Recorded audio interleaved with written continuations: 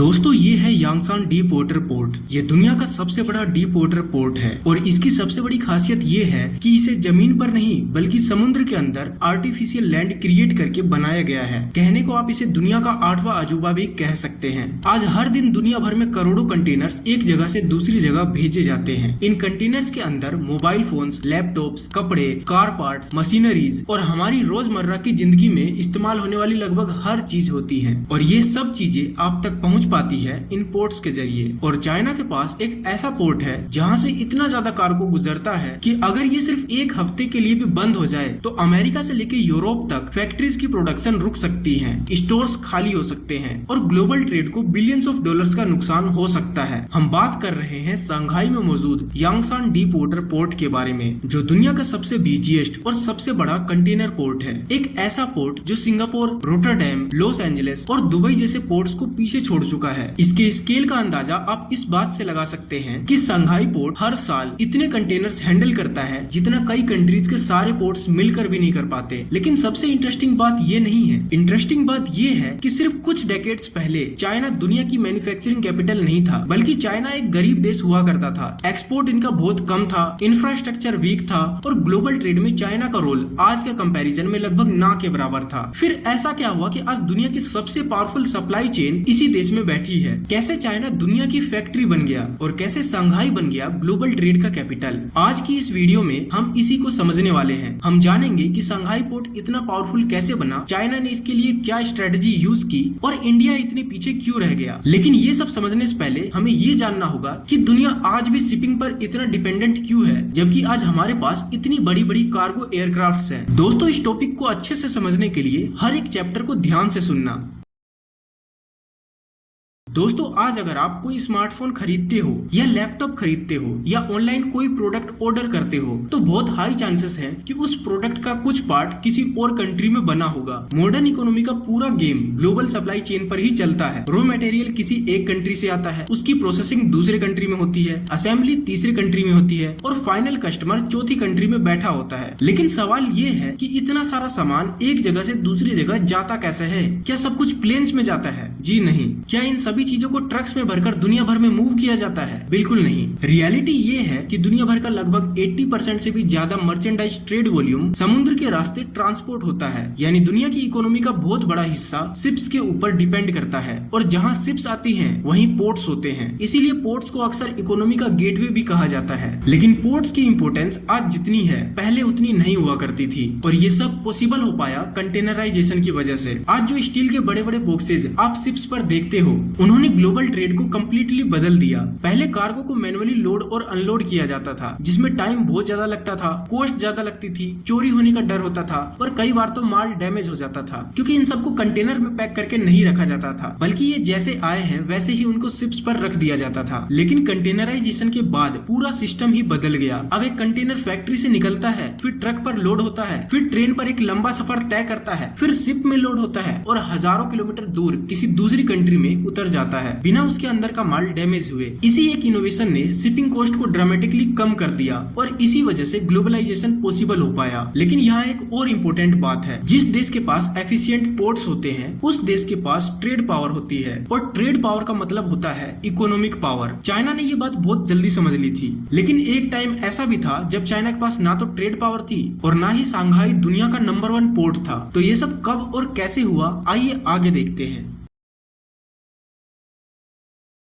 आज जब हम चाइना को देखते हैं तो हमें जाइंट फैक्ट्रीज, मेगा सिटीज और हाई स्पीड रेल नेटवर्क्स नजर आते हैं। लेकिन सिर्फ कुछ दशक पहले चाइना की हालत बिल्कुल अलग थी। 1970s के एंड तक चाइना एक रिलेटिवली पुअर कंट्री हुआ करता था। पर कैपिटा इनकम बिल्कुल लो हुआ करती थी, इंडस्ट्रियल प्रोडक्टिविटी लिमिटेड थी और ग्लोबल ट्रेड सिस्टम में चाइना का रोल बहुत छोटा था। उस वक्त दुनिया की मैन्युफैक्चरिंग पावर जापान, अमेरिका और यूरोप को माना जाता था। उस वक्त चाइना का नाम दूर दूर तक नहीं आता था। चाइना के पास पॉपुलेशन पॉपुलेशन की कमी नहीं थी, लेकिन उस पॉपुलेशन को प्रोडक्टिव इकोनॉमी में कन्वर्ट करने वाला सिस्टम ही नहीं था। फैक्ट्रीज कम थी, एक्सपोर्ट्स कम थे, फॉरेन इन्वेस्टमेंट लगभग ना के बराबर थी और दुनिया की बड़ी बड़ी कंपनीज चाइना में आने के बारे में सोचती भी नहीं थी। लेकिन फिर 1978 में एक ऐसा डिसीजन लिया गया जिसने चाइना का फ्यूचर ही बदल दिया। एक ऐसा डिसीजन जो अगले 40 साल में चाइना की इकोनॉमिक्स को बदलने वाला था और उस डिसीजन के पीछे थे डेंग जाओपिंग। उस वक्त शायद किसी ने भी नहीं सोचा होगा कि उनके रिफॉर्म्स एक दिन चाइना को दुनिया का सबसे स्ट्रॉन्ग नेशन बना देगा।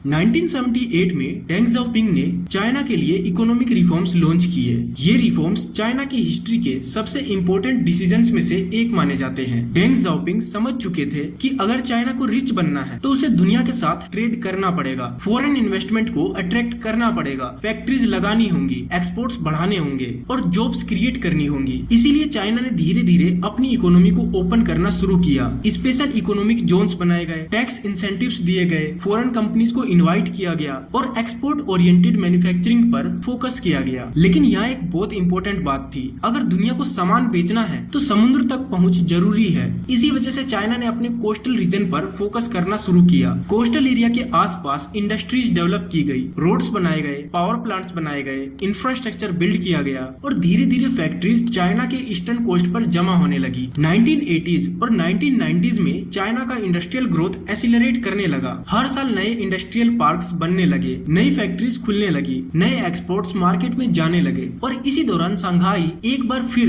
चाइना की इकोनॉमी की स्ट्रेटजी के सेंटर में आने लगा। लेकिन कहानी अभी शुरू ही हुई थी, क्योंकि चाइना के पास फैक्ट्रीज तो आने लगी थी, लेकिन दुनिया की फैक्ट्री बनने के लिए अभी एक और बड़ा स्टेप लेना बाकी था। एक ऐसा स्टेप जिसने चाइना के एक्सपोर्ट्स को एक्सप्लोड कर दिया और उस स्टेप को लेने के बाद शंघाई की ग्रोथ रॉकेट की तरह ऊपर जाने वाली थी। और वो स्टेप क्या था, चलो आगे देखते हैं।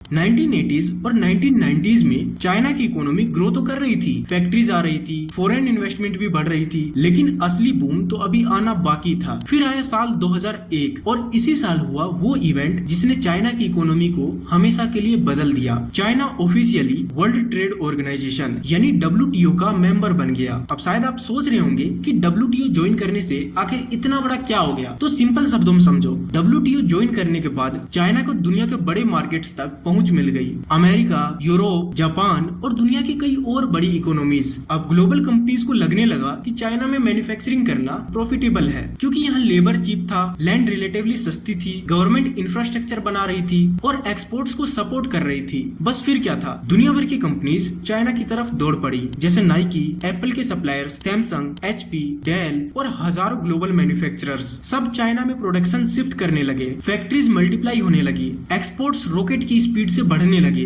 और देखते ही देखते चाइना दुनिया की फैक्ट्री बनने लगा। लेकिन यहाँ एक प्रॉब्लम थी, जितनी तेजी से फैक्ट्रीज बढ़ रही थी उतनी ही तेजी से पोर्ट्स पर प्रेशर भी बढ़ रहा था। कंटेनर्स का वॉल्यूम हर साल नए रिकॉर्ड्स बना रहा था, शिप्स बड़ी होती जा रही थी, कार्गो बढ़ते जा रहा था और अब चाइना को चाहिए था एक ऐसा पोर्ट जो चाइना के एक्सपोर्ट्स को फास्ट कर सके।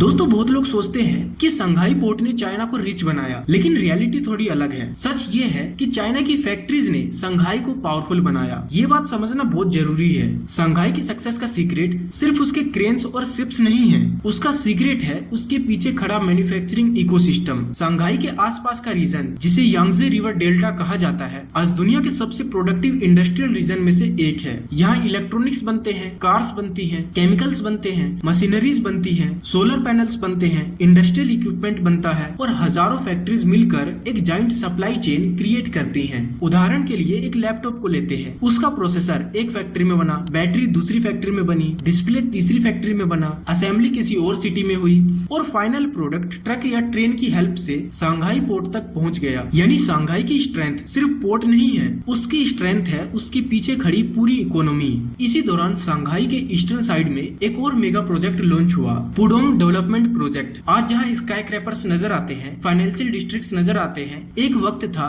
जब वहाँ खेती और खाली जमीन हुआ करती थी। लेकिन चाइनीज गवर्नमेंट ने डिसाइड किया कि शंघाई को global financial and logistics hub बनाना है और फिर बिलियंस ऑफ डॉलर्स इंफ्रास्ट्रक्चर में इन्वेस्ट किए गए। Roads, bridges, metro systems, industrial parks, warehouses, सब कुछ मैसिव स्केल पर बिल्ड होना शुरू हुआ। लेकिन जैसा कि हर सक्सेस स्टोरी में होता है, यहाँ भी एक चैलेंज आ ही गया। शंघाई की ग्रोथ इतनी फास्ट थी कि पोर्ट की कैपेसिटी पीछे रहने लगी। और इसी चैलेंज ने जन्म दिया एक ऐसे प्रोजेक्ट को जिसने दुनिया को चौंका दिया, और उस प्रोजेक्ट का नाम है यांगसान डीप वाटर पोर्ट।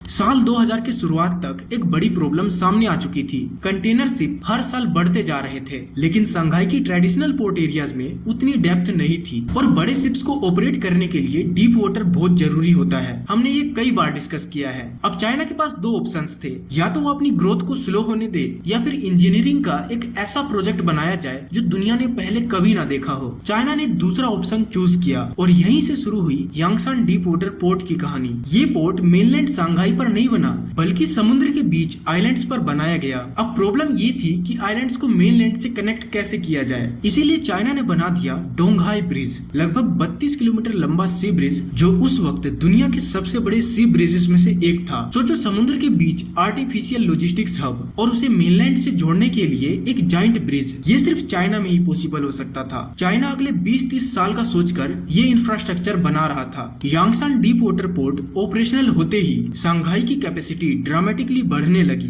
अब दुनिया के सबसे बड़े कंटेनर शिप्स भी यहाँ आसानी से आ सकते थे, और इसी डिसीजन ने शंघाई को नेक्स्ट लेवल पर पहुंचा दिया। दोस्तों, अब तक हमने समझा कि शंघाई पावरफुल कैसे बना, लेकिन अब बात करते हैं उस स्केल की जिसे देखकर समझ आता है कि दुनिया इस पोर्ट को इतनी इंपोर्टेंस क्यों देती है। आज शंघाई पोर्ट हर साल 55 मिलियन से भी ज्यादा TEU कंटेनर्स हैंडल करता है। TEU का मतलब होता है 20 foot equivalent unit. Yangshan deep water port के स्केल का अंदाजा आप इस बात से लगा सकते हो कि कई कंट्रीज के सारे पोर्ट्स मिलकर भी इतना कंटेनर ट्रैफिक हैंडल नहीं कर पाते जितना यांगसान अकेले कर लेता है। हर दिन हजारों ट्रक्स यहाँ आते हैं, हंड्रेड्स ऑफ शिप्स ऑपरेट करते हैं, और दुनिया भर के ट्रेड रूट्स यहाँ से कनेक्ट होते हैं। शंघाई के कई टर्मिनल्स हेवीली ऑटोमेटेड है। जाइंट ऑटोमेटेड क्रेन्स कंटेनर्स को मूव करते हैं, AI based scheduling systems cargo manage करते हैं, और कई ऑपरेशंस में ह्यूमन इंटरवेंशन ट्रेडिशनल पोर्ट्स के कंपैरिजन में काफी कम हो चुका है। और इसी वजह से ग्लोबल शिपिंग कंपनीज के लिए शंघाई को अवॉइड करना लगभग इम्पॉसिबल हो चुका है। दोस्तों, बहुत लोग सोचते हैं कि शंघाई की सक्सेस का रीजन सिर्फ इसका साइज है, लेकिन रियलिटी में साइज सिर्फ इसका रिजल्ट है। असली रीजन कुछ और है, और वो रीजन है नेटवर्क इफेक्ट। सिंपल लैंग्वेज में समझो, जहाँ सबसे ज्यादा फैक्ट्रीज होंगी वहीं सबसे ज्यादा कार्गो होगा, जहाँ सबसे ज्यादा कार्गो होगा वहीं शिपिंग कंपनीज जाएंगी, जहाँ सबसे ज्यादा शिपिंग कंपनीज जाएंगी वहाँ कनेक्टिविटी और बढ़ेगी, और जहाँ कनेक्टिविटी बढ़ेगी वहाँ और फैक्ट्रीज आएंगी। ये एक सेल्फ रीइंफोर्सिंग साइकिल बन जाता है। इसी वजह से शंघाई को कॉपी करना बहुत मुश्किल है। सिंगापुर के पास वर्ल्ड क्लास लोकेशन है, रोटरडैम के पास यूरोप का गेटवे है, दुबई के पास जबेल अली है, लेकिन इनमें से किसी के पास भी चाइना जैसा मैन्युफैक्चरिंग इकोसिस्टम नहीं है। और यही शंघाई का सबसे बड़ा मोट है। पोर्ट पावरफुल नहीं है, पोर्ट के पीछे खड़ी इकोनॉमी पावरफुल है। इसीलिए आज भी शंघाई ग्लोबल ट्रेड के सेंटर में बैठा हुआ है। लेकिन सवाल ये है, आखिर इंडिया इन सब में इतना पीछे क्यों रह गया?